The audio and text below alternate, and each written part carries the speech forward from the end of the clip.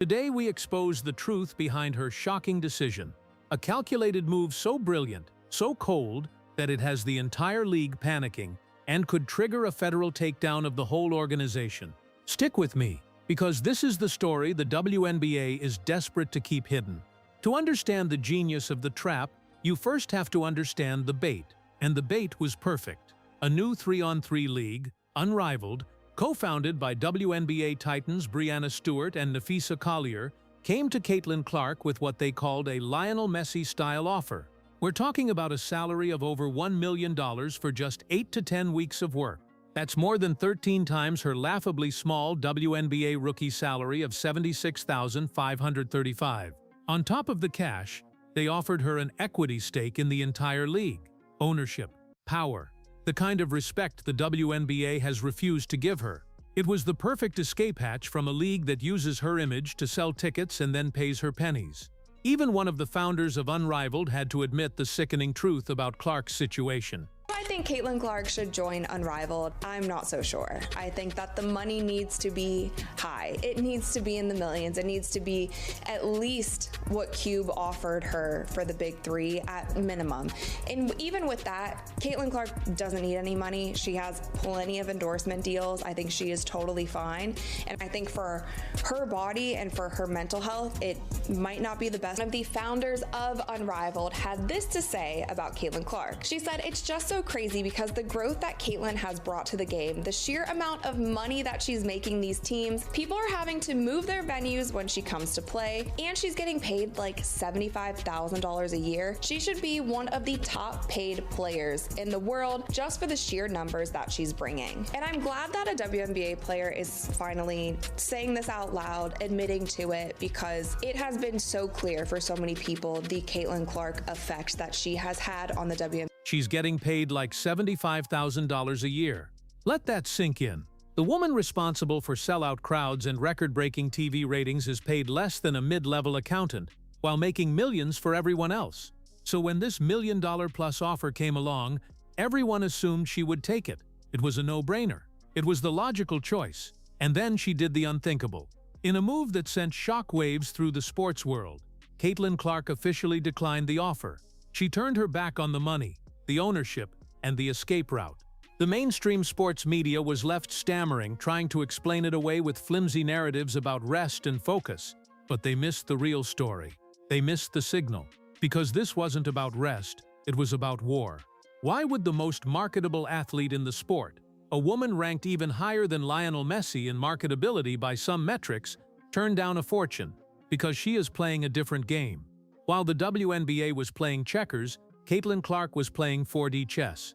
Her rejection wasn't a message to Unrivaled. It was a message to the federal government. You see, what the league has tried to suppress is now becoming a national issue. In an explosive move, a former White House staffer, Sean McClain, has publicly called for federal government intervention into the WNBA, citing potential civil rights violations against Clark.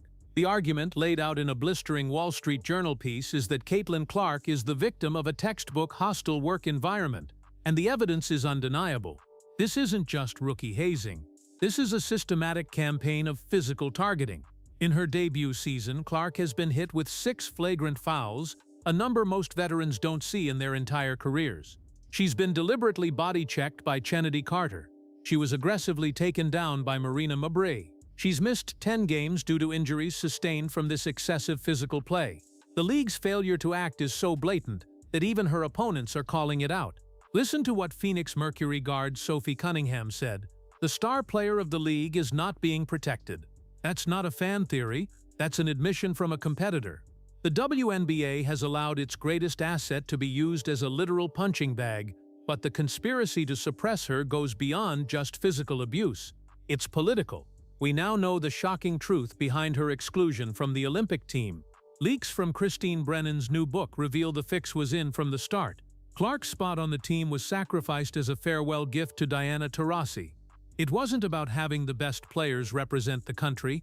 It was about protecting the old guard and rewarding a veteran with a legacy spot she didn't earn over the sport's biggest star. They were so afraid of Clark's star power that USA basketball officials were reportedly worried about negative social media backlash if the most popular player in the world received limited playing time. They didn't snub her because she wasn't good enough. They snubbed her because she was too good, too popular. When her Indiana Fever coach Christy Sides told her the news, Clark's response was a chilling promise of what was to come. She said, "Hey coach, they woke a monster. That monster is now coming for the entire league." The WNBA's dirty secret is its complete and utter dependence on Clark, the very person they allow to be targeted. The numbers don't lie. During the 10 games she missed due to injury, WNBA ratings collapsed by a staggering 55%. Average viewership plummeted from 1.81 million with her on the court to just 847,000 without her. They need her to survive. Yet, behind the scenes, they operate like a petty political organization that resents the very person keeping them afloat. To me, is another reason why Caitlin Clark needs to flee the WNBA. It's a political organization. They're not serious about business. They don't care about traditional sports fans. It's a little cult that puts out little political statements. Everybody wears vote t-shirts. They don't care about making money. They don't care really about building up this league and making it profitable. They're a charity. She needs to flee the WNBA and start her own league.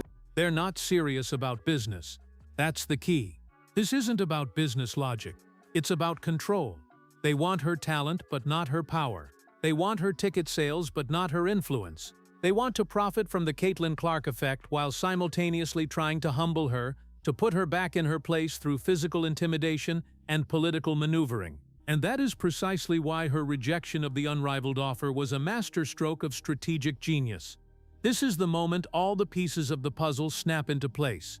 Clark and her team saw it all: the physical targeting the league refused to stop, the political snub from Team USA, the financial exploitation. They knew they couldn't fight a corrupt system from within without leverage. That million-dollar unrivaled offer wasn't an escape hatch. It was the leverage they were waiting for. By publicly and dramatically rejecting a million-dollar-plus payday, she created an international news story that no one could ignore. She proved in one move that her fight wasn't about getting more money for herself. It was about the hostile, broken system she was trapped in. It was the ultimate signal. The rejection amplified the calls for a federal investigation from a whisper to a roar. It gave the hostile work environment claims a foundation of credibility that is impossible to dismiss. She sacrificed $1 million to put the WNBA on trial in the court of public opinion and potentially in a federal court of law.